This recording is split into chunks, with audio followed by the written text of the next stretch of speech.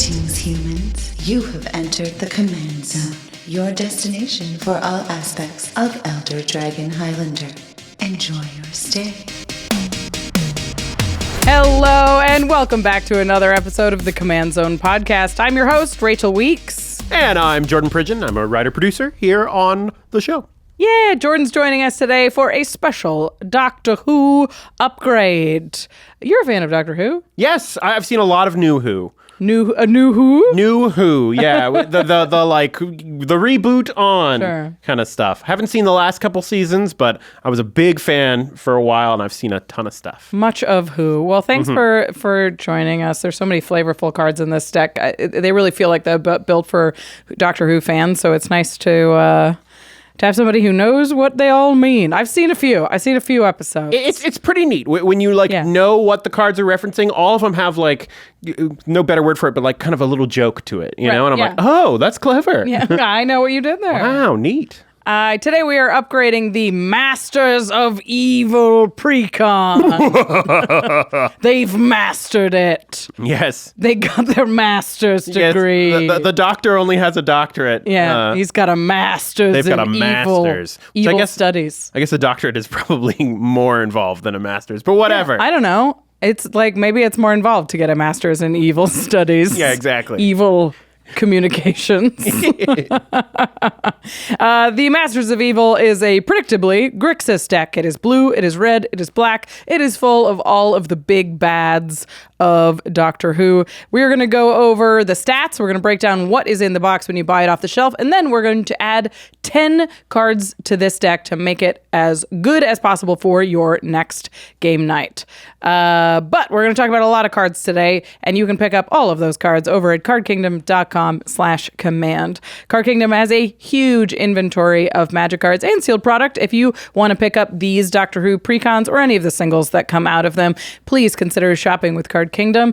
They have a huge inventory that means that they have most of the cards that you were looking for and that you can ship them all in one safe package. I trust Card Kingdom because I know that they are professionally wrapped and they are safe and they're going to show up on my doorstep at the condition and in the version that I ordered them. We're Commander players, we're picky about our Magic cards, and Card Kingdom knows Magic cards. Again, support the show and support your growing Magic habit with cardkingdom.com/command. And once those cards are in your hand, you're going to want to protect them. Go on over to ultrapro.com/command. ULTRAPRO has the highest quality Magic accessories on the market. They've got deck boxes and sleeves, binders, playmats, dice. I have the ULTRAPRO card sorter, and it's one of those things that I would have laughed at myself for buying when I started playing Magic, but now I'm like, this plastic slot is really helpful for my Magic sorting. How do I live without this? I know. And I picked it up over at ULTRAPRO while supporting the Command Zone. Also, they do huge sales where sometimes they'll do website off 40-50%, and you can buy a ton of deck boxes or a ton of binders all at once. It is expensive to buy Magic cards. Make sure that you have the tools to protect them and organize them and make them look cool. Again, ultrapro.com/command. And the final way to support us is directly over at patreon.com/commandzone. Our patrons make sure that we get to make this super cool content for you guys. Plus, there's some extra perks. You get access to extra turns and game nights early, a day early to be exact. No spoilers for our patrons. Plus, you get exclusive content like Turn Talk, which is a quick conversation that we have after every game of Extra Turns about the game that just happened, what we had in our hand, what we were hoping to draw. Oh man, I was looking for this card, and if I had just drawn that, then you would have and I could have. It's a ton of fun, and it's fun seeing everybody just sort of in the glow of battle. It's fun to do. Yeah. It's fun to talk about. It's fun to talk about Magic. Yeah. And you can only see that if you're a patron. Plus, we shout out one lucky patron every single podcast episode, and this one is dedicated to Emperor Dom. Emperor Dom. You rock. Great name. Yeah, it sounded like the Masters of Evil. Yeah, I like totally fits. Thanks, Emperor Dom. Well, let's get into it. We're going to talk about this Masters of Evil Precon. First, we're going to talk about just what comes in the box, what you get for your money when it comes to this. And to get to know the deck, we start to get to know the commanders. Of course, this is normally a very straightforward section. Yes. There's usually two options. There's face commander, backup commander, and then sometimes there's like a reprinted one in the 99. For this and all of the Doctor Who decks, there are a wide variety of possible legends you could put in the command zone. We're only going to talk about the ones that seem the most likely to be your commander, and we'll walk you through those four rather than the 6 or 7 that it could be. So we're just starting you with the good ones. Starting with the face commander. You want to introduce us? Yes, this is the man you've all come here to see today, probably. Davros, Dalek creator. He is 1 in Grixis, so blue, black, and red, for a 3/4 legendary artifact creature, alien scientist. He has Menace, and at the beginning of your instep, create a 3/3 black Dalek artifact creature token with Menace if an opponent lost 3 or more life this turn. Then, each opponent who lost 3 or more life this turn faces a villainous choice. You draw a card, or that player discards a card. Yeah, all right. I love the villainous choice thing that's going on in this deck. It's very funny and cartoony. Yeah, it's interesting. I like them just like putting a name on that little like... I'm going to put you in a sticky situation. Neither way is good. But you must choose. So this is like a supercharged SIG almost. Like if an opponent has lost 3 life, then something terrible happens. You get these Dalek tokens, which are 3/3s with Menace. Sorry, I kept Dalek is fine. Dalek? They call themselves Daleks. Dalek. They always pronounce it like that. Daleks, do not do that. Exterminate. I keep calling them the Daleks. It works. The Darlings. They are 3/3 artifact tokens with Menace, so they are very difficult to block and help sort of trigger Davros again. Because it's annoying to block 3/3s with Menace. The Menace makes a big difference on that too. Like I agree. Menace just really puts you in bad blocking positions, you know? Yeah. So if you haven't seen this one yet, Josh plays this deck on game nights, and to great effect. The menaces is so scary, and a lot of like the creatures in the other decks are very small, so it's really difficult to like have 2 productive blocks on these little Dalek tokens. Yes. Like Davros a lot, definitely suggests an artifact creature theme maybe, but also some punishy stuff. Yeah, stuff to just make it a little more consistent. The next commander here is another very popular character from the show. This is Missy, which is one of the versions for you Doctor Who heads out there. This is one of the versions of the Master, who is sort of the like foil to the Doctor, another evil Time Lord, basically. Missy is 3 in Grixis, so blue, black, red, for a 4/5 legendary creature, Time Lord Rogue. And whenever another non-artifact creature dies, return it to the battlefield under your control, face down and tapped. It's a 2/2 Cyberman artifact creature. At the beginning of your instep, each opponent faces a villainous choice. Again, each artifact creature you control deals 1 damage to that opponent, or you draw a card and chaos ensues. So there's a lot going on in Missy. First thing to note is it's whenever another non-artifact creature dies. So that could be creatures you control, that could be creatures your opponents control, and it doesn't specify non-token, but because it goes to the graveyard first, the ability to bring it back looks for it in the graveyard, doesn't find it, and can't bring it back. So it's only when like non-token, non-artifact creatures die. And then there's this villainous choice that's like either you take a bunch of damage from all of these guys that you hopefully have, or Missy draws, Missy's controller. And then chaos ensues if you're playing with Plane Chase. Right, which these are Plane Chase decks. Yep. You absolutely can, appropriately. Okay, so Missy's 6 mana, so that's a lot. Yeah, and it's interesting because she makes you those 2/2 Cyberman artifact tokens, but it doesn't really matter what the creature was on the other side. There's not like a way to flip it up or something like that. But they do add to your artifact count for her final things. Yeah, it's the final ability is tough to evaluate because it's only good if you have a lot of creatures. Yeah. And then if you have a lot of creatures, you're just drawing a card. Uh-huh. So it basically says, if you have a lot of creatures, draw a card. Yeah. I think it's probably a little harder to make that villainous choice really feel good. I agree. Especially with like, you know, let's say you have 4 or 5. Like you have 4 or 5 artifact creature tokens. You slam Missy. Now I'm like, Jordan, do I get to draw a card? Or are you going to take 4 or 5 damage? I don't think I like give you the card until it's up to like maybe 6 or it's like later in the game. Right. Well, that says something. But she is 6 mana, so like it is later in the game. Definitely. Yeah, it's interesting. It's hard to know exactly how good that will be. It does require a board state. Otherwise, you're like, I'll take 2. Yeah. Like, great, you did it. Well, each opponent faces a villainous choice, so you could draw up to 3 cards. Excuse me. The thing that seems a little like frustrating maybe about it to me is like if you do get to the point where you have like 30 artifacts on board, you kind of want to be able to be like, bam, hit you for that 30 damage, but no one's ever going to No one's going to take that. Yeah. They're just going to give you some cards. Yeah. And you're like, it's another artifact. Maybe next turn they'll take the damage. But cards are great, so it's not too bad. It's quite good. It is Missy's first ability is reliant on you being able to kill your creatures or your opponent's creatures, which we'll talk about in a little bit. But got to make sure that you are getting some stuff dead. Let's talk about this next one because he's interesting. Yeah, I really like the design of this Me guy. too. This is Ashad, the lone Cyberman. It is 1 and blue, black, red for a 3/3 legendary artifact creature, Cyberman. The first non-legendary artifact spell you cast each turn has Casualty 2.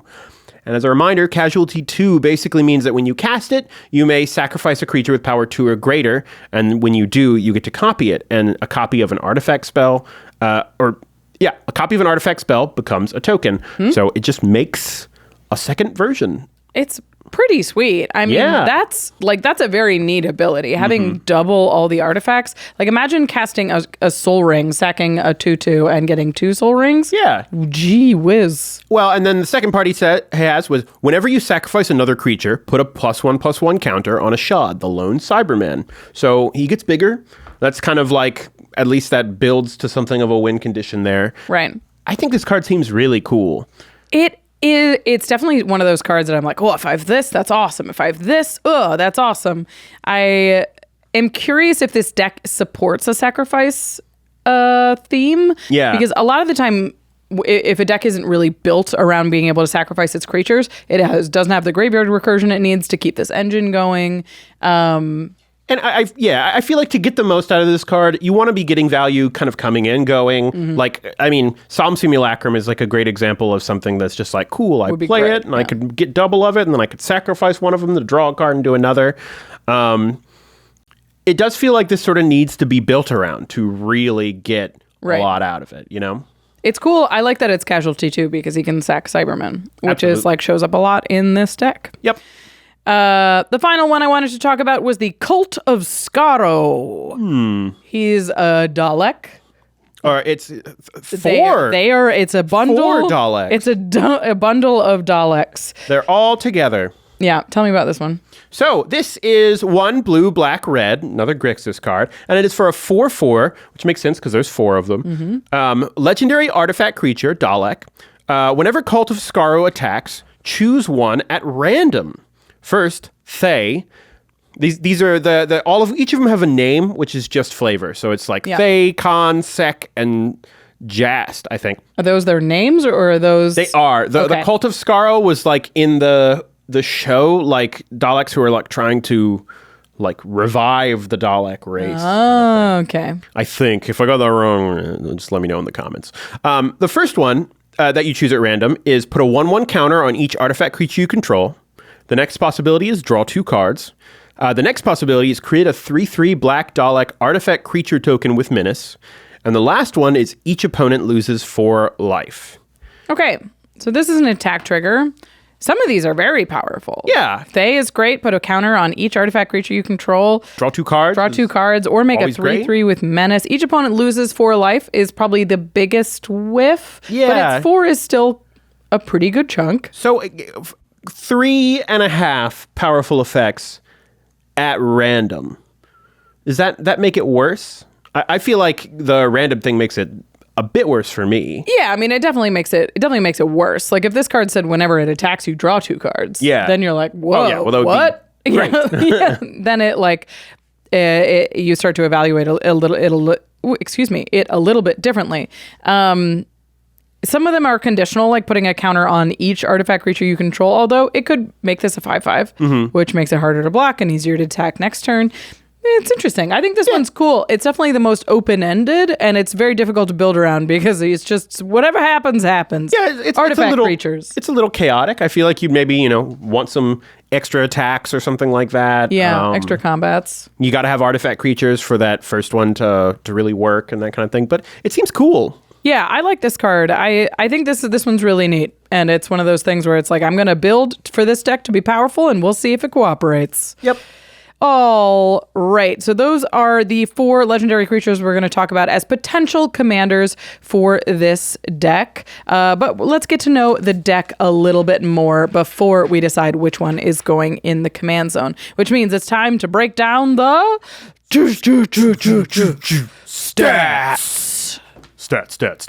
Good one. Yeah, throw more in there. I always try and count the j's and I lose count at some point. Just kind of feel it out. Yeah. If it feels like 5 stats. I don't have to do this very often. Yeah, I know. I should be better at it. And it depends on the day how many j's we get. Yeah. So we're going to talk about the different categories of cards that come in this deck. So we're going to break down the balance of ramp to card draw to removal spells and see what it looks like just in terms of a healthy commander deck. Starting with ramp. So this deck has 10 pieces of ramp. Not bad. It's a little lower right. than I would guess for an artifact deck, but I think 10's fine. Just because the fact that, you can run all these artifacts that do ramp you. Yeah. But 10 is a fine starting point. Yeah. Missy is the most expensive of the potential commanders we're talking about. So that's card draw wise. Yep. It has 10 pieces of card draw in it. Okay. I think it's worth noting at least that a lot of the commanders do have card draw on them in some way, so that helps a bit. But yeah, it's a little bit more conditional. Like we would refer to Davros as card draw because he says draw a card on him, but it technically could be your opponent's discarding cards. Yeah. So some of this 10 is more conditional than it looks. Definitely. And some of the card draw that's in there, is not all top tier card draw and stuff. So, you'll have to evaluate that as you upgrade it yourself. Now, this is a very interesting stat. I was blown away. I double-checked the data. The amount of targeted interaction in this deck is not 10, it is not 15, it is not even 20. There are 24 pieces of targeted interaction in this deck. Oh my God. You are going to remove some stuff. That's so many. And some of them are repeated removal, where it's like a saga that'll remove 2 things. It's impressive. I mean, this is a very interactive deck. You are here to exterminate. Yes. You play. That's the thing, I guess, when you make a deck that's designed mechanically around bad characters, especially stuff that is iconically exterminates. Yeah. Which tends to be the Doctor Who villain is very much wipe them all out. And you're like, how is that the plan? It's everything. Kill them all. That's most villains. Or turn them into robots. That too. It's that, we'll face down into robots. It counts, though. It counts. It's, that's a lot. That's a lot of interaction. That's a quarter of the deck. It does seem nice if you feel like popping Missy into the helm of the thing. Yeah. It's already got a lot of pieces to get rid of stuff. Yeah. Next one is board wipes. And you think you wouldn't need many with the amount of targeted interaction you have. But there are 3 board wipes in this deck. Yeah. It's about right, especially for a very controlling deck. 2 or 3 is where, 3 is where I want to be on a controlling deck. Yeah. Seems like a solid amount. Yeah. I generally run about 3 board wipes in most of my decks. Lands, it's got 36 lands with only 6 basic lands. That's what's wild about these Doctor Who decks is they have very low basic counts. Yeah. Which means that there's 30 non-basic lands in this deck, which is great. We're going to talk about the notable reprints in a little bit, but there's a lot of lands and good ones. Next, and this is this is getting into the stuff that's a little more specific to the strategy of the commanders in the deck. Yeah, this is the stuff that really helps us know what commander the deck is really designed around. Yeah. And the first artifacts, there are 26 artifacts in the deck, which is substantial. It is substantial. For artifact decks or like dedicated artifact creature decks, it feels like it should be a little bit more. I think I would want my number closer to 30. Absolutely. But 26 is an acceptable amount. Yeah, 26 is enough that you're going to pretty consistently get artifacts, but like you can't count on it quite like you could in a truly dedicated, upgraded artifact deck. But specifically, artifact creatures, there are 14. Okay. So this number I was looking at specifically for something like Cult of Skaro, or it also helps us sort of be informed on Missy. Yeah, and Ashad, honestly, because artifact creatures provide more, casualty fodder for and something to casualty. Yeah. Right. And 14 seems low for those three, honestly. I agree. All of those are really relying on artifact creatures, and 14 just doesn't take up that much of the deck. Yeah, I mean, there's games where you're not going to really see any of them. That being said, the Dalek tokens that are created are artifact creatures themselves. So there are going to be more things that like create Dalek tokens and stuff like that. So it might be a little higher in some senses than it might seem, but it's still a little low to really call this like an artifact creature deck. Yeah. The next one is specifically to talk about Missy. Because I was like, okay, there's 24 pieces of interaction. There has to be a lot of ways to trigger Missy. And currently in the deck, there's only 10 cards that destroy creatures. Interesting. And that includes the board wipes. So a lot of the removal, it like destroys them, sacrifices them. Yeah. Like, only 10 cards that do that. A lot of the removal turns things face down. Yeah, gets or rid of them shuffles in some it away. way. There's a lot of tuck abilities in this deck. That's interesting. So there really isn't a strong theme for just killing things for Missy. Yeah. Which is very interesting. Yeah.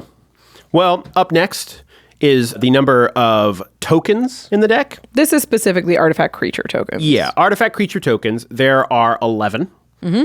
Which is... That's a lot. That buffs that artifact creature number pretty significantly. And then this last one is something that's entirely unique to this deck. Yeah. The new mechanic for the whole thing, villainous choice cards. Because there are some alt commanders, if you look through the deck, you'll see that kind of care about it. And there are 11 villainous choice cards in the deck. That's higher than I would think, honestly. There is a commander that could be the commander of this deck that says, if you would make a villainous choice, make it again. And we decided, based on this number, that he isn't a truly viable commander for this deck. He fits fine in decks where your commander makes a villainous choice. Yeah. Maybe. Yeah. But I don't think there's enough cards that really do that. There's just not enough that exist. Yeah. So and there's not more that are going to get made. Yeah. He does care about voting, but there's like very little voting in the deck overall. Okay, so after looking at the stats and getting to know the deck a little bit more, who did you choose to put in the command zone? Well, as you might have been able to pick up just from how we've kind of talked about the commanders going forward, I think as the deck is set up right now, Davros, Dalek Creator, is just the one to stick with. He's already the face commander, enables himself pretty well, and feels like fits with how the deck is built at the moment. So decided to stick with Davros. This was a tough decision for you. We definitely went back and forth in terms of like, what's the most interesting commander? What is what would be the changes that have to happen to make this commander feel right? Yeah. And Davros just had sort of the least extreme makeover. I think if I was building one of these commanders like from the ground up, I would probably go with Ashad because I think he seems very cool. Yeah. But Davros feels like with just a little tweaks, you can make him pretty consistent and pretty powerful. Whereas I think you would need, like, if we were changing it to be Ashad, it would be taking out 10 things that aren't artifact creatures and just adding 10 dumping artifacts and artifact creature type things. Yeah. That's what it would have to be. Cool. All right. With Davros in the command zone, before we go into our upgrade, we are going to talk about the reprint value of this deck. We talked about what the deck is mechanically. I like to talk about it financially as well. The numbers that we're going to talk about today only take into account the 42 reprints in this deck. There are only 42. There are 52 new cards in this deck. So when we're talking about the actual value, we're talking about roughly 40% of the deck. Well, there's 6 basic lands, 50% of the deck. Right now, it is pretty difficult to determine retail value. The prices that Precons were going 4 was very consistent. These days it is less. It's all over the place. Right now, these decks are pre-ordering for about $50 each. It varies a little bit from deck to deck, but $50 is the reprint, the pre-release value that we are going with. So all of that, those caveats out of the way, the reprint value for this deck is $116.48. Honestly, not bad for how few relatively the number of cards are reprints, you know? I think that's like 116 is a pretty good number. It is really hard to compare this number to the precons that the other precons that have happened this year, because the MSRP changes so much, because the number of reprints changes so much. I've been doing a little bit more math to try and get to know these numbers a little bit better. So you're getting $116.48 of reprints for your $50, but I've been dividing the reprint value by the amount that you spend to get a bang for your buck value. So for every $1 of American dollars that you spend, how much like card reprint value do you get back? And that helps compare things on a little bit more of a 1-to-1 scale. Starting with March of the Machine, the bang for your buck quotient number was $2.42. Lord of the Rings was at $2.53 on average. Commander Masters was quite low at $1.90. And Wilds of Eldraine we were very happy with at $2.82. This precon, the Masters of Evil one, if you can get it at $50, which is the value we're using, represents $2.33 of reprint value per dollar, which is pretty good. I mean, it's a little lower than some of the best ones, but I mean, it's worth again noting that a lot of those decks had like 10 new cards in it, and the rest were reprints. So there's a lot more value in this deck that are represented by new cards. Yeah, the value per reprint is a little higher. Right, and that's what I wanted to talk about, because this number, the $2.33, isn't exactly fair for a deck that has so few reprints. Yeah. So what I did is I took the reprint value, the $116, and I divided it by the number of reprints. So we could get like the average reprint value of the reprints. That makes a lot of sense. It gives you like the card quality dependent, and it isn't vary so much based on card quantity. And if you compare it to the other precons of the year, so March of the Machine's average reprint value for a single card was $1.38. So if you grabbed a random reprint out of the deck, it was worth around $1.38. Lord of the Rings was at $2.38.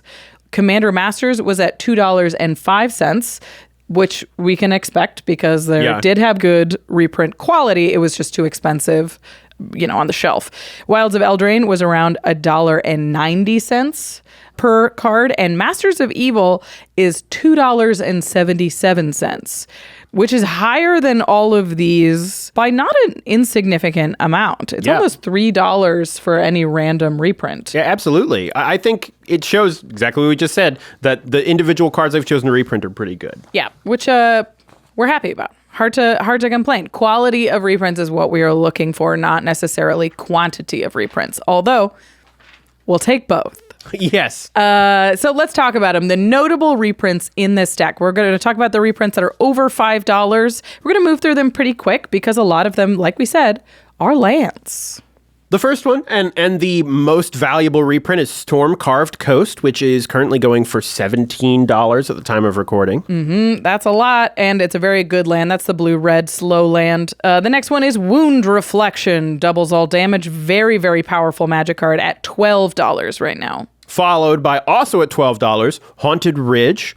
Just another land. Rakdos slow land. Yep. Then Fiery Islet at $10. This is the red-blue Horizon land. It sacks to draw a card. Then always a staple, currently at $7.50, Lightning Greaves. Yeah, they keep reprinting this card, and it sustains. If you don't know Lightning Greaves, you're probably pretty new to Commander, so I would look it up. It's worth getting. It's a good one. Shipwreck Marsh is the blue-black slow land at $6.50. And finally, Propaganda, which is just a kind of nice generic little protection piece in a lot of decks and is at about $6.50 right now. Been a little bit since they reprinted a propaganda. We got a lot of ghostly prisons and not a lot of propaganda. So happy to see that one catch the reprint. So those are the most expensive cards in the deck, but not necessarily the most powerful. We like to go through the cards that when you draw them, you're like, oh, this is the plan and it is in motion. Yes. There's a couple of really sweet cards in this deck. Some pretty impressive cards. And I think one of these really just chose as like, oh, this is generically really cool and good. And the others are really particularly good in this deck. The first one that I thought was just kind of like generically really neat is Autange Soldier. Yeah. This card is cool. It is 4 blue for a 0/0 artifact creature alien soldier. You may have Autange Soldier enter the battlefield as a copy of any creature on the battlefield, except it isn't legendary, is an artifact in addition to its other types, and has Myriad. Sweet. Whoo! You can copy someone else's commander. Yep. And then have a Myriad version of it, an artifact Myriad version of it. It's so cool. It's nuts. There's so many things. The ETBs are so popular in Commander that giving something like this says, I want to clone a Muldrifter so bad, you know? And the thing is, there are so many. There's starting to be more and more of these clones that like turn off the legendary thing. Yeah. And there's so many cool things you can do by having multiple commanders and stuff. And then also the Myriad thing letting you get more and more ETBs every turn. This card seems insane to me. Really, really cool. Worth every mana. This next one is cracked. Especially if you have Davros in the command zone, it's exterminate. Exterminate. His 2 and a black for his sorcery with replicate. Replicate cost is tap an untapped Dalek you control. Which does make this like a pretty deck-centric. Yeah, and then it says destroy target creature. Its controller loses 3 life. So if you have like 5 Daleks out, you can kill 6 creatures. And then their commanders, their owners take 18 life loss. That's insane. Is that right? That's right. That's right. We did the math right. And that seems nuts. It's so powerful. And like we said, this deck is full of Dalek token creators. Like having 4 is completely reasonable. And if you remove like this card, if you remove 4 things, drain them for 12. Like let's just say 4. And then you would just attack with everything that wasn't a Dalek, then they're dead, right? It's done. Like they've taken 12, that's it. It's honestly, very good. Even if you're just like tapping like 1 Dalek and getting 2 things out of this, that's not like the best case scenario, but that's not bad. Kill 2 blockers and dome them with the rest. It's very, very powerful. I love it. Really, it's a sorcery, but it is what it's for is to clear the way so you can take them out in combat. This next one's cool too. Very cool. This is Cyberman Patrol, which is 2 mana for a 2/2 artifact creature, Cyberman. And it says, artifact creatures you control have Afflict 3, which means whenever a creature with Afflict 3 becomes blocked, defending player loses 3 life. I mean, all of these things have menace, so they're difficult to block anyway. But when you block and you take the 3 anyway, and it triggers their commander, and the villainous choice happens, God. That's just very nice. I honestly think this is going to fit in a lot of like artifact creature decks too. It's very cool. I have a Thopter deck that is like... Oh yeah, and normally very annoying. If you've got blockers for Thopters, you're just like, like block, this and this easy. and this. Like, and if you're losing 3 life every time as opposed to fine, I'll take the 1. Yeah. Very annoying. I love that Cybermen are 2/2s. They're Cybermen. They're bear men. They're bear men. Hello, I'm Cy, the bear man. This card is going to get some people, and it's a really neat design. It's Weeping Angel. 1 a blue and a black for an artifact creature, Alien Angel. It's a 2/2 with Flash, First Strike, and Vigilance. Whenever an opponent casts a creature spell, Weeping Angel isn't a creature until end of turn. Cute. Okay, so it disappears. If you guys see this episode. Then if Weeping Angel would deal combat damage to a creature, prevent that damage, and that creature's owner shuffles it into their library. That's a nice little piece of removal. So this is an example of the targeted removal that doesn't destroy.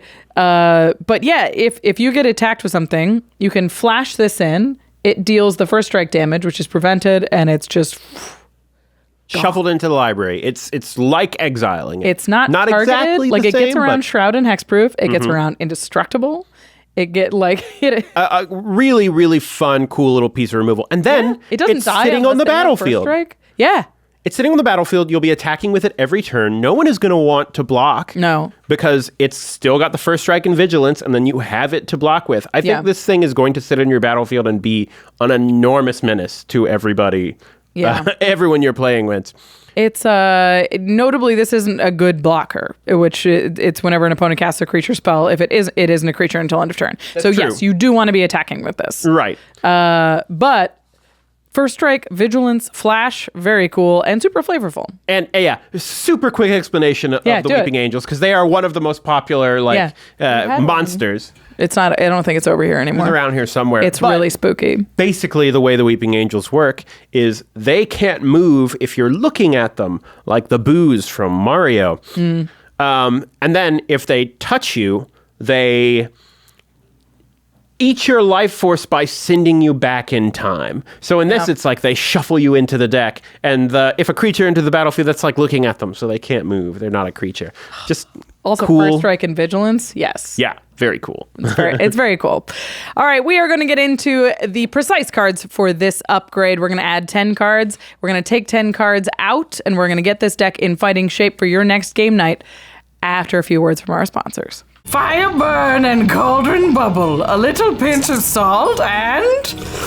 Oh, God, that's horrible. I'm Agatha, and this vile cauldron was supposed to be chicken noodle soup, but it ended up poison.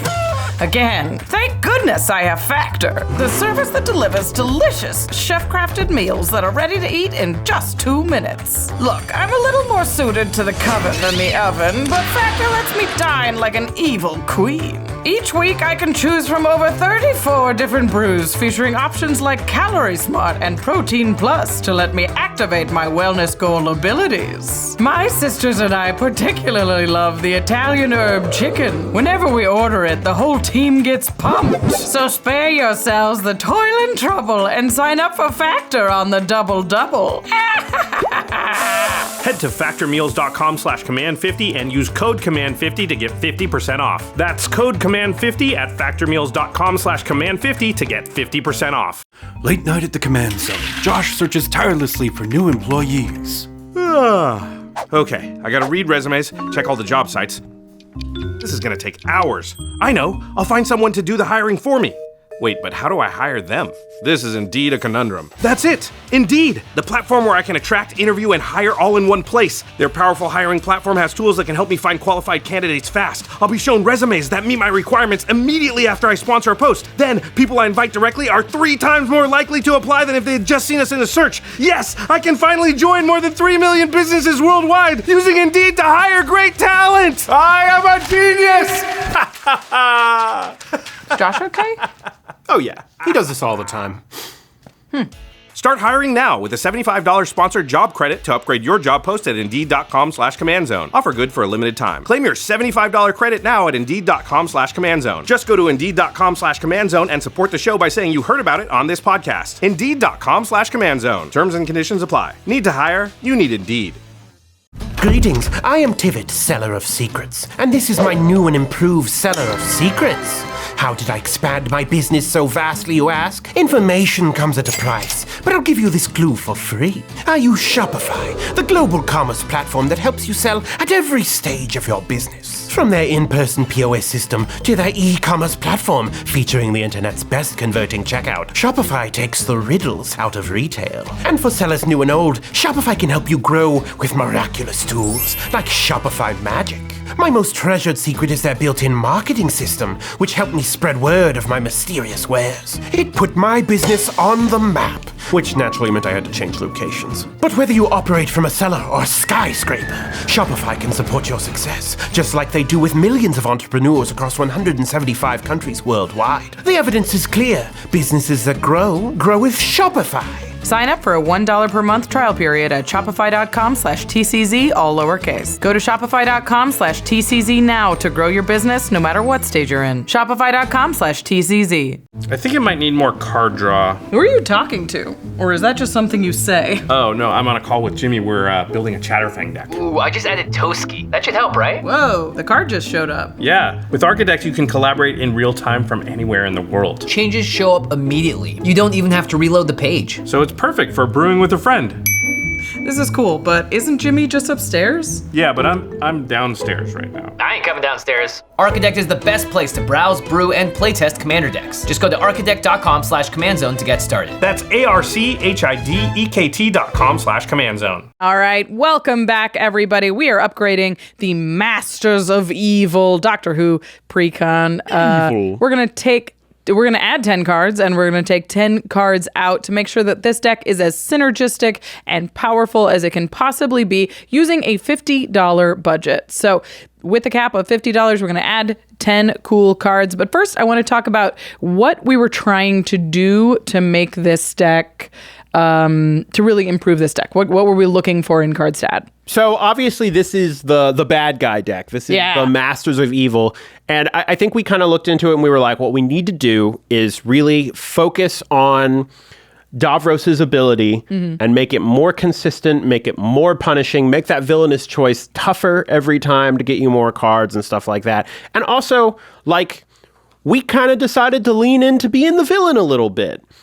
You're playing the Masters of Evil deck. You've got 24 pieces of removal in your deck and 3 board wipes. I think if you're playing this deck, you are prepared to be the baddie. If you are not, like, looking forward to making your opponents discard their hands and cards and stuff, this is going to be a tough deck for you to play. But it's a discard deck. Sounds fun to me. I don't even think all of these ads are super crippling. They just make sure that your opponent, your commander is as efficient as possible. Yeah. And I think, so the first kind of category of cards we kind of wanted to add are ones that really enable that villainous choice to consistently happen. Make sure as many of your opponents are losing 3 life as possible. And this first one is easy. Couldn't be easier to trigger your commander. Feels like it was made for the deck. Yeah. This is Loyal Subordinate, which is 2 and a black for a 3/1 creature zombie. It has Menace, so it can't be blocked. You get it. I mean, by 2 or more creatures. And it has Lieutenant. At the beginning of combat on your turn, if you control your commander, each opponent loses 3 life.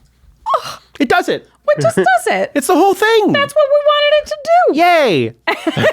And you can pick it up for only a quarter. Yeah. I think Loyal Subordinate is one of those that you dig around in your box for and you're like, it's just the perfect card. Absolutely worth it.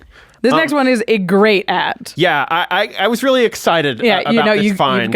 You've got to read it. It's great. So this is Labyrinth Raptor. This is from Ikoria. It is black and red for a 2/2 Nightmare Dinosaur with Menace. And whenever a creature you control with Menace becomes blocked, defending player sacrifices a creature blocking it. Menace is already hard to block. That makes it really brutal. And then, just to add on, it has the activated ability of black and red. Creatures you control with Menace get +1/+0 until end of turn. Oh, this is so good with these Dalek tokens. This is a little dinosaur Dalek. Dalek. You know for sure you are going to lose one of the creatures you block this Dalek with. You just don't block. At some point, you just don't block. That is a truly villainous choice. Oh, it's so frustrating. I wrote down, turn those Daleks' menace into meanness. This is mean. So mean. You're sacrificing. It's mean. Yeah. It's really good. And then, if they do decide to block, if they're like, it's really worth it, I don't want that thing. Yeah. You can often get both of their creatures by just pumping up the Dalek, Even if you just attack first, if you just play this and attack first, it's impossible to block productively. You just have so many options. Oh my God. It's really good in this deck, and it is only 50 cents. Yeah. This next one is a classic. It's very, very good in this deck. It's Court of Ambition. 2 black for an enchantment. When Court of Ambition enters the battlefield, you become the monarch. First of all, this deck is great at taking the monarch. Absolutely. All the menace creatures. Oh my gosh. And then at the beginning of your upkeep, each opponent loses 3 life unless they discard a card. If you're the monarch, instead, each opponent loses 6 life unless they discard 2 cards. Yeah. This just gives you a villainous choice to start off your turn. Exactly. It's like, okay, either you do the discard that I'm trying to force you to do with my villainous choice later, or you enable the villainous choice, which happens which is going to happen later. It's so good. Honestly, like, this card works even if you don't have the monarch. Yeah. And if you do have the monarch, it is a beating. Yeah. I mean, I think this card is so strong here because most of the time you're just like, I'll just lose 3 life. But the fact that the losing 3 life triggers another choice where you're going to discard, like if they're paying 3 life early to keep that card, now they have to give you the card or discard the card they just paid 3 life to keep. Really, really tough. Ugh. You villainous plot, you. This next card... and that one's only $2.50, the Court of Ambition. Pretty nice. This next card goes in 2 categories. It both deals the 3 damage you want it to do and also is a payoff for all of this discarding that is happening. If you've played Commander recently, you've probably heard of this card. You could probably guess based on what I just said. It's very, very good. That card is Dauthi Voidwalker. Yeah, and it's a meanie. And yeah, it is a staple you can put in pretty much any black deck, but it kind of just works super perfect here. It is black for a 3/2 with shadow, which means it can't block or be blocked except by creatures with shadow, which the vast majority of the time just means it can't be blocked. Yeah, usually, unless your opponent has a Dauthi Voidwalker. Yeah. It's usually can't be blocked, can't block. And then it says if a card would be put into an opponent's graveyard from anywhere, instead exile it with a void counter on it. Then you can tap and sacrifice Dauthi Voidwalker to choose an exiled card an opponent owns with a void counter on it, and you may play it this turn without paying its mana cost. So all those cards that they are discarding, they're yours if you want them. they'll go to your little Dauthi pile. So it exiles the cards that they're discarding. So it already is like way worse than just discarding. And then anytime your opponent discards something, they give you the option to cast it later. So you're like, I can't discard good cards because then it'll be under the Dauthi. And it enables the 3 damage thing. Yeah, you have to discard something. It's going to make someone discard or give you cards every turn. There's just so much card advantage that's coming out of this Dauthi Voidwalker. Really, really powerful. And it is a bigger chunk of the budget at $13. This next one is a meanie. Oh, yeah. She's the meaniest. Look, I said you were going to be kind of the villain. Yeah. And you know what? She's not as bad in the 99. It's Tergrid. God of Fright. Boo! 3 black for a legendary creature god. She is a 4/5 with menace. Whenever an opponent sacrifices a non-token permanent or discards a permanent card, you may put that card from your graveyard onto the battlefield under your control. Hooray! Did you discard a land? Give it. Did you discard a creature that you can't play because it's like coming later in the game? Also I'll mine. take it now. Thank you. Hurrah. Yeah, Tergrid just says, fine, I guess you can draw. And you're like, great, I'll draw 3. Like, it's very, very powerful. And she's a 4/5 with menace, which, we've already got a little bit of synergy in We've there. got a menace theme going on. We've added 3 creatures with menace and 1 with shadow. Tergrid is, I think, just really obviously good in this deck. It really gives you a solid payoff there. And then, as like kind of a fun little plus, I think the vast majority of the time you're playing Tergrid on the front side. Yeah. But if you do decide, Tergrid is, an MDFC. You can play both sides. She has a backside. Did you know? And it's called Tergrid's Lantern. It is a legendary artifact for 3 and a black, and it has an activated ability that says tap. Target player loses 3 life, magic, unless they sacrifice a non-land permanent or discard a card. Wow, that choice sounds pretty villainous to me. Then you could do it again if you pay 3 and a black and untap the lantern. Yeah, so I really think both sides of this card fit really well in the deck. You play that backside and just like keep pressuring their life total and their hand. Ugh, it all seems very villainous. Sweet. We've already talked a lot about getting value out of people's discards, but this is sort of the king of getting value out of people's discard cards. This is Waste Not.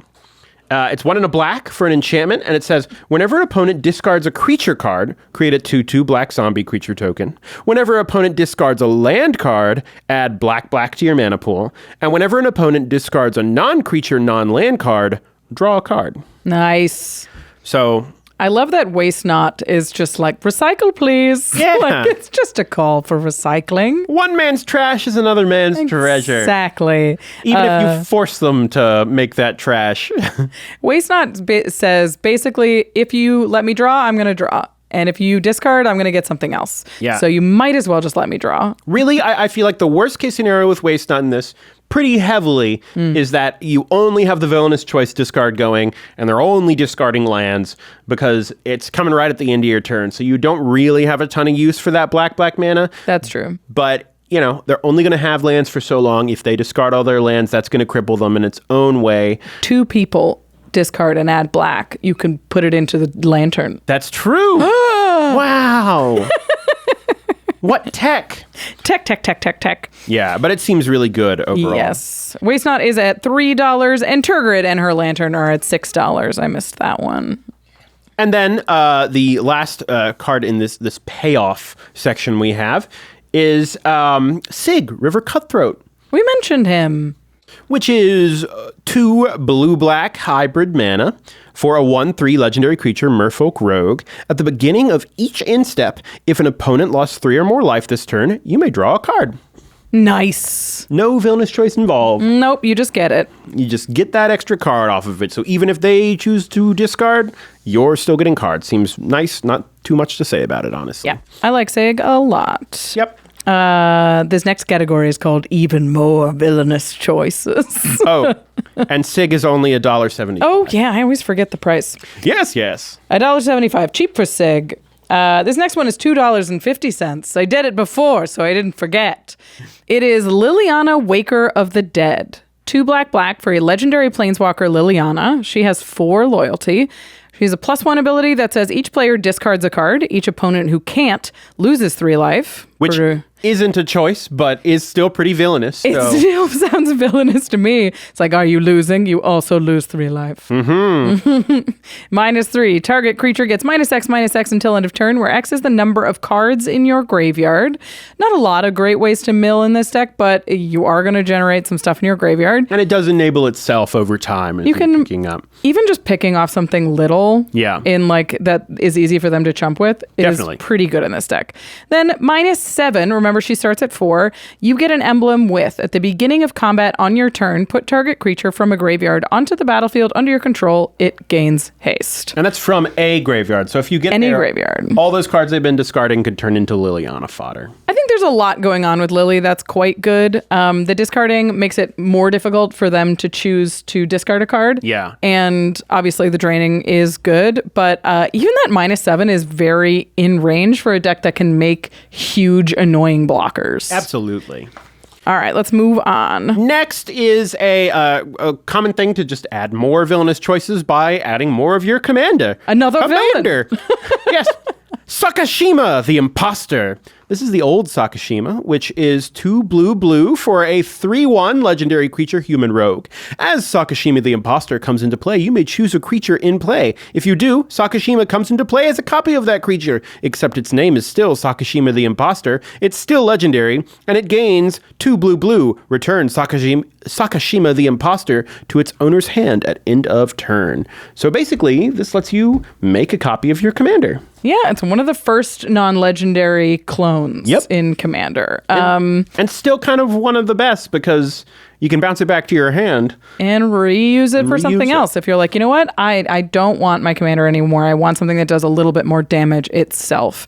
Sakashima's really great way, like mana sink and just really good way to double up value that you're getting. And it's at $6 for Sakashima. And really, if you're already having to decide if you want to get rid of a card or like or give them a card, it gets a lot harder when you're thinking about getting rid of 2 cards. Oh my God. Speaking of doubling up, this last ad does just that. It's Strionic Resonator. Kind of a classic. 2 mana artifact with an activated ability that says 2 tap, copy target triggered ability you control. You may choose new targets for the copy. So your commander has a couple of triggered abilities. You could get 2 Daleks if you want. You could double up your villainous choice. Or there's a lot of triggered abilities in the deck, as there often are. But this deck has like a number of myriad cards. Yeah. We talked about one of them already, but doubling a myriad trigger is really powerful. I think, isn't this whole thing Do you a triggered copy the whole ability? thing? Oh my God. Yeah, I'm pretty sure it's Beginning all, turn step. because it's all one block. Then each opponent. Yeah, I would think so. Yeah, so when you do the Strionic Resonator, you're getting an extra Dalek, which, really makes it enable itself, and they're going to have to make that choice twice. So Villainous indeed. Just one triggered ability on the Davros. My bad. a whole lot out of that. Golly. Strionic Resonator is at $3. Come down a long way. Yeah. And that brings your total budget to $38.50. Well done. Yeah, we've still got, a little bit to go on the $50 maximum budget here. So, go find something nice. Treat yourself. Get a sandwich with that. Yeah. You're making a lot of choices. You know what? Yeah, you're going to need to buy sodas for the table at game night. So they'll keep inviting you back. Yeah, exactly. All right, we've added 10 cards to the deck. We got to take 10 cards out to make room. These decks are very interesting because Doctor Who, when they were designing these decks, they really put flavor over function. So there's a lot of cards in all of the decks that just sort of are doing something else. They sort of have a different thing in mind. And they're all cool and they're Yes. well designed. Yes. But, they're designed to be good for that card, not necessarily to have perfect synergy with the deck. So I think there were a lot of good options to take out. Yeah, so the cuts that we made are largely just to try and tighten up the screws on this commander deck. And it'll be clear, too, that a lot of these are meant to be, played in other decks or their own commanders. And the first one is an example of that, which is the Master, formed anew. We'll read over this since this is a new card. This is blue and a black for a 0/1 legendary creature, Time Lord Rogue, which has Body Thief. When you cast a spell, you may exile a creature you control and put a takeover counter on it. You may have the Master, formed anew, enter the battlefield as a copy of a creature card in exile with a takeover counter on it. This card is wild. So it comes in, it can exile one of your creatures with a counter on it, and then it enters as it. So you can reuse an ETB. Yeah. But that's sort of it when it's in the 99. Because it got rid of your Right. card. It costs you a card to redo any. Unless you bounce it and recast it. The cool thing about this, you need to bounce it to your hand and then pay to because recast it's a it. cast So, trigger. You can't blink it. the cool thing about this, if it's your commander, is that you can have whatever you exile in it basically in your command zone. So, if you want Mole Drifter in your command zone, you could. That's pretty cool. copy And it Mole comes in, Drifter it and- exploits it, and then it goes straight to the zone. Sure. I don't know. Seems like there could be some neat stuff there. I don't know what it is, but it seems cool. That being said, does almost nothing when it's just in the deck like this. Yeah, it just sort of reuses an ETB. It replaces another creature.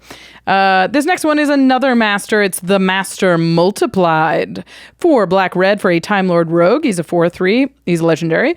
And it has Myriad. The legend rule doesn't apply to creature tokens you control, and triggered abilities you control can't cause you to sacrifice or exile creature tokens you control.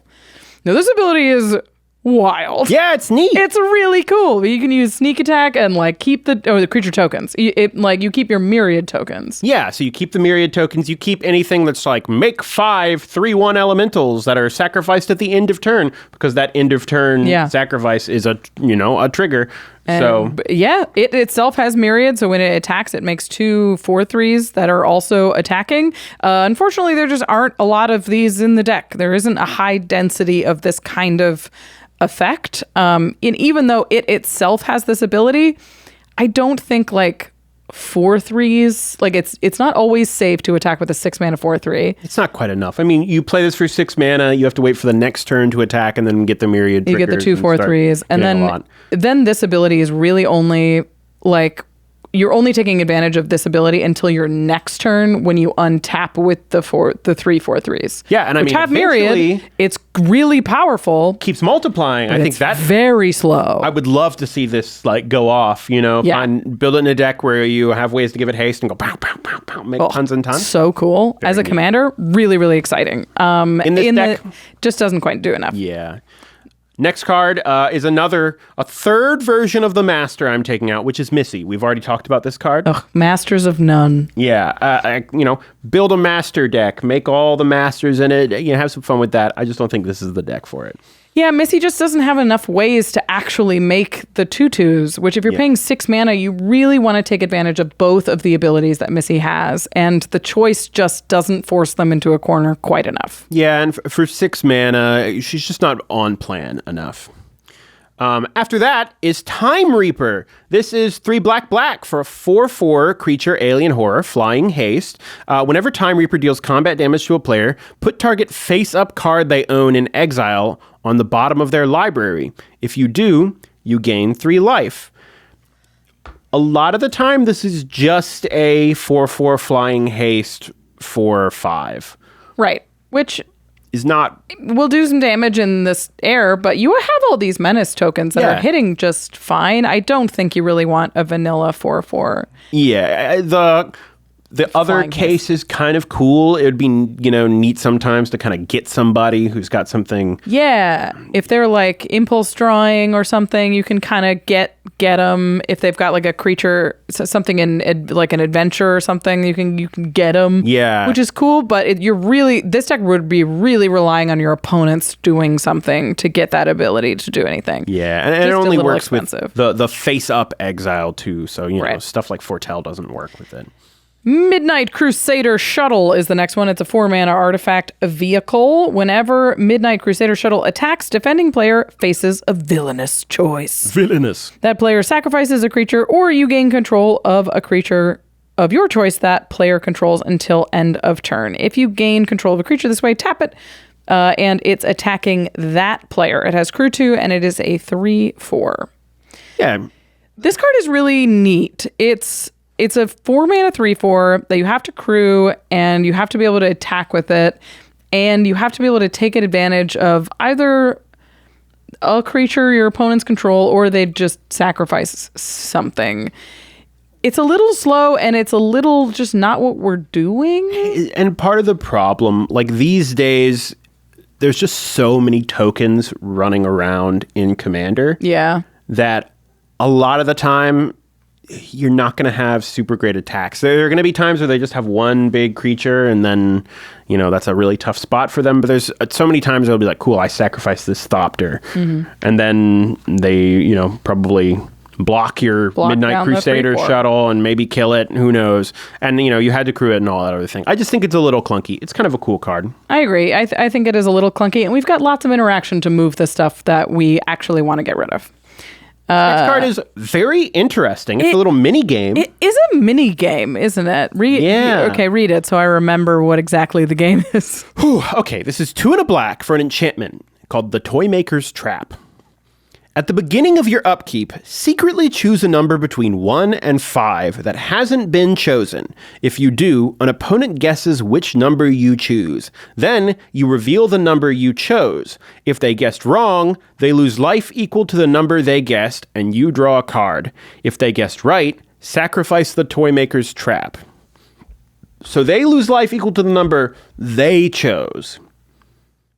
So it's at the beginning of your upkeep. Yeah. So I control the Toymaker's Trap in this scenario. Mm-hmm. I choose. I pick a random number. I've chosen a number.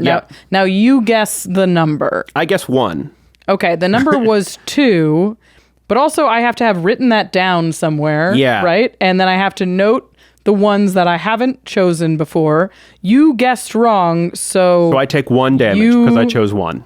If they guessed wrong, they lose life equal to the number they guessed. Yeah. You lose 1, and I draw my card. Yes. And then you could keep doing that for 4 more turns if I choose 1. Although if I had chosen 2 right off the bat, then it would have done nothing. Boy, it's really confusing. Your opponent just guesses 1, and you have to eventually pick 1, so 1 will be right at some point. I mean, it is like... Also, they get more likely to be correct as this goes on. Yeah, because you can't choose numbers that you already chose. You're like, okay, 5, 2, 4, one. Yeah. Ah. But I mean, I think the right way to play it as the opponent is probably to pick one each time, because you just don't really care that much if they're just getting one extra card on their upkeep each turn. It's slightly better than a Phyrexian Arena. For a limited time. For and a little bit 2 to 4 turns. Yeah, it's like almost good. It's definitely confusing, and I think it's just like adds this weird bandwidth that you're like, if you play this and you pick 2 and your opponent says 2 and you sacrifice that right away, that's a disaster. Yeah, that's terrible. Horrible. And really it's 20% chance that chance. Yeah, I mean, that's if it's, both random on the whole thing. Yeah, that's pretty tough. And you're just not getting much out of it if you're doing, the damage to them. It's not much of an ad. Yeah. This next one is so narrow. Oh, super narrow, very cleverly designed. Yes. This is Don't Blink, 1 in a blue for an instant that says, until end of turn, if 1 or more creatures would enter the battlefield from exile or after being cast from exile, their owners shuffle them into their libraries instead. And it has cycling 2. So it is nice that it is cycling 2, so, if it's irrelevant in the game, you just get it out of your hand. But basically, the joke of this card is that Don't Blink is the advice given to, not be gotten by the weeping angels we mentioned earlier. But in Magic terms, blinking is when something leaves the battlefield and comes back, and this turns that off. We don't run cards that say 2 colorless, draw a card. And even if you do get it, like all you do is you exile a card if they were blinking it. Yeah. Got you. It's not great. It's not really worth a slot. Very, very narrow.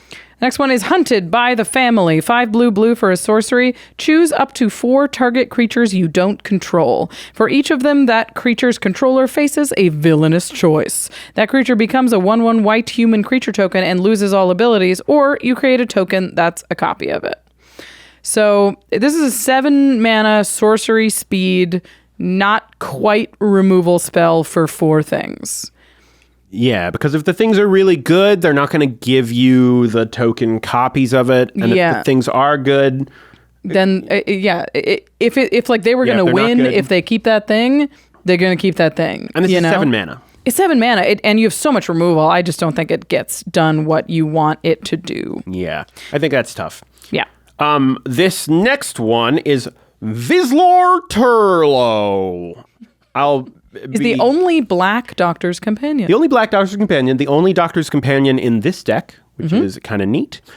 This is 3 in a black for a 2/5 legendary creature rogue.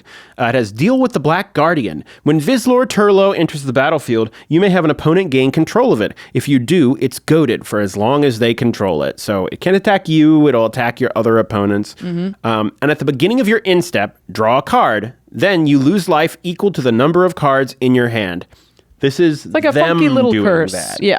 Yeah. So you give the victor, Vizlor, to an opponent, and they have to attack with this 2/5, and then at the end of turn, they draw a card and it, lose some life. And it kind of bobs them a little bit. It bobs them. Not exactly the CMC thing, but it draws them a card and hurts them. So you give them a weird bob. Which the problem is we're having them discard, so this gets worse and worse every turn. Yeah. So like they don't have cards in their hand to take all this damage. And there's no clause that it can't be sacrificed. No. So you can just give it to them and they can be like, cool, I'll sacrifice it to Phyrexian Arena and make a green mana. And, I'll sacrifice it to Phyrexian Altar and make a green mana and cast something or whatever. Unless you have a real plan, giving your opponents a 2/5, especially a productive blocker for your Daleks, is not a great idea. I guess it's goated, but... The final one is one of the cooler commander designs in this Super box. Neat. Very different. The Beast, Deathless Prince. 2 black and a red for a 6/6 demon. When you cast this spell, gain control of target creature until end of turn. Untap it. It gains menace and haste until end of turn. So it's a little threat and effect on cast. Then the Beast enters the battlefield tapped with 6 stun counters on it. Whenever a creature deals combat damage to its owner, untap the Beast and draw a card. Remember, stun counters are if it would be untapped, remove a counter instead. So if you threaten this creature and then it resolves, you attack the player You have to attack the player who owned the creature with that creature. One you stole it from. And then you remove a counter and draw a card for a while. Yeah. Does almost nothing. Basically, this is a 4-mana threaten in this deck. You do not have other ways really to take advantage of, to like remove stun counters and draw these cards. I could see this being cool as a commander. Love it as a commander. You just are loaded up on cool threaten effects, and then you're drawing cards every time you pull off the threaten thing. Yoinking stuff, attacking, sacking them, drawing cards. It seems really neat in the command zone, and it is not very effective in this deck. No, I don't think so. All right. So we have added 10 cards to the deck. We've taken 10 cards out. We've made them make many a villainous choice. How does the deck play out now that we've made these upgrades? So I think the way this deck is going to play is it's going to start out like maybe a little slow. Like, at first you're just going to kind of be dealing 3 damage to people. But the continued weight of them discarding cards, you getting card advantage is really going to start turning the game lopsided in your favor. Yeah, this is a control deck. You can answer most of the problems your opponents can present, and you can just slowly keep making more menace tokens, remove that, more menace tokens, while just slowly eating their hand. Your board gets bigger, your hand gets bigger, their hand gets smaller, their board gets smaller. You are really likely to be the villain of the game you are playing it in. Yep. And I think part of the trick of this deck is that by really hurting people's hands, even if you sort of become the arch enemy of a game, you are draining the resources people have to take you out like that every turn.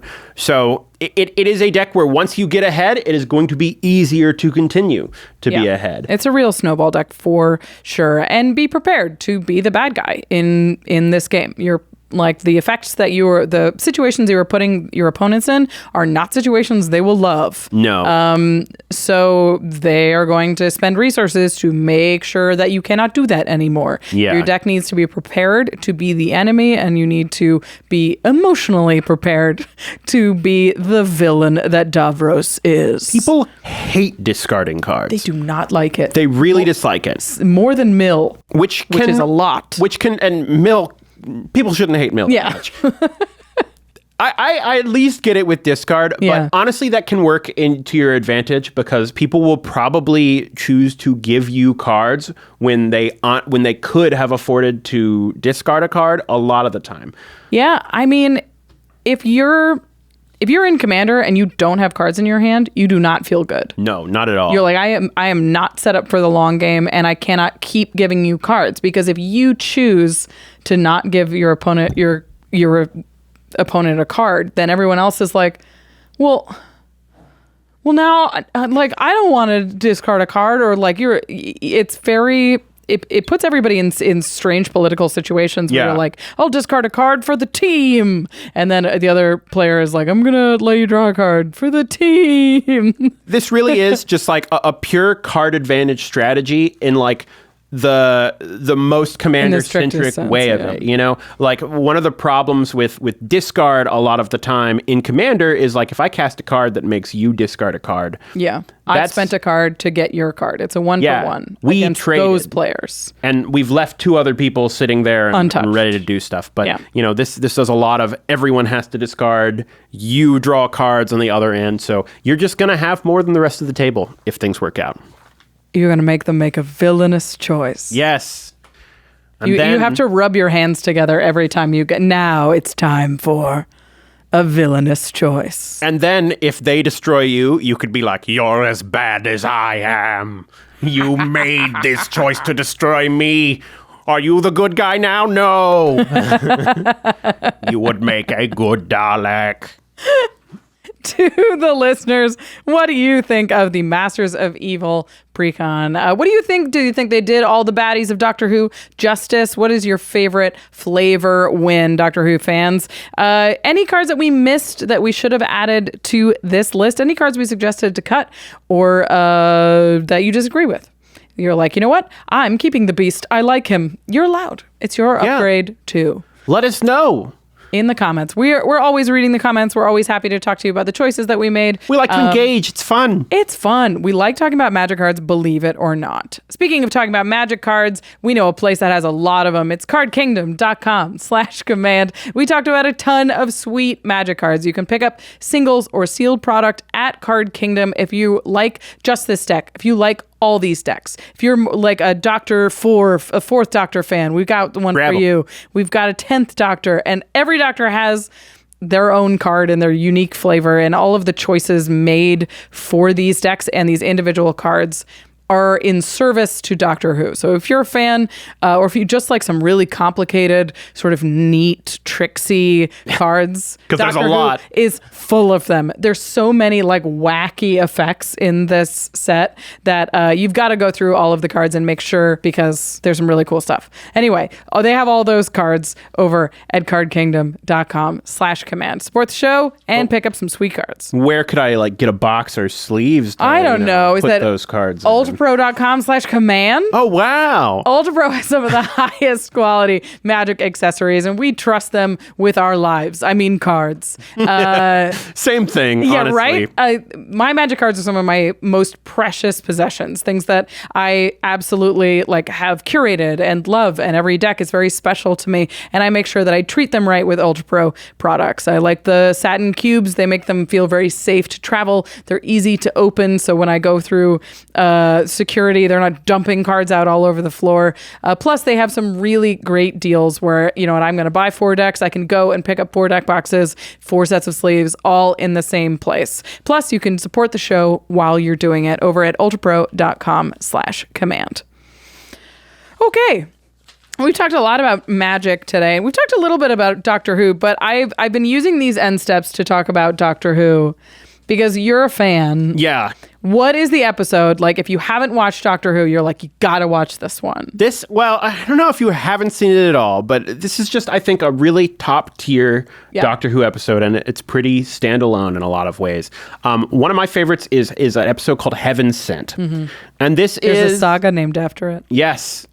It is a 12th Doctor story. Matt Smith, the 11th Doctor, is my favorite Doctor. Yeah. But this episode is really, really 12th Doctor is good. I've only seen Heaven Sent in the 12th, if the 12th Doctor. Yeah. It's a cool episode. And it basically is sort of a mystery story where the Doctor finds himself stuck in this strange, unexplained prison type situation. But it's just a really, really, I don't want to give away too much about it because kind of figuring out what's going on in the story is the story, and it's very well done. But it's a great example of just a Doctor story because it has kind of an epic scale. It uses time travel and the force of personality that the Doctor brings to everything that they do to the story. And it really kind of gives you an idea watching it of like what the universe of Doctor Who is capable of when you have this immortal, basically time-traveling alien who just cares so much and is so smart and driven and interesting. And there's few stories that like encapsulate that as well, in my mind, as Heaven Sent. I heavily recommend checking it out. It's a lot of fun as an episode. It's one of the few Doctor Who episodes I have seen. I've been watching a little bit of the 10th Doctor just to get an eye like for like what Doctor Who really means, and I watched a bunch of individual episodes that Gavin called out, and Heaven Sent was on the list. And it's really something. It's like for a while you're just like, what are we doing here? But it feels like a Black Mirror or like a mystery that's sort of twisted and engaging, and you're like, it has a big twist, and the payoff is very, very cool at the end. So yeah, go check out Heaven Sent. It's cool. I also like the 12th Doctor a lot. I like that actor. Oh, he's great. Yeah. Peter Capaldi, he really nails it. Like he's a lot older than most of the Doctors who had come before him and knew Who. Yeah. But he's got a great energy. And if you've seen him in other stuff, you know, he's great at being crotchety, but knows what he's talking about, and he really brings a lot of that energy to Doctor Who.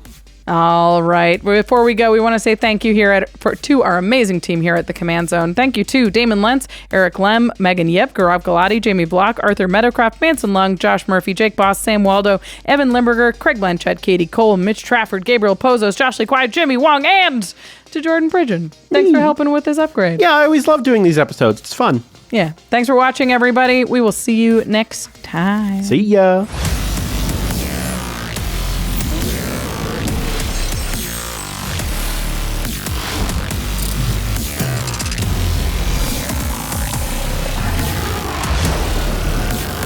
Thank you for your attention. For further inquiries, send an email to commandcast@rocketjump.com or ask us on Twitter @JFWong and @JoshLeeQuai. See you later, alligator. Greetings, humans.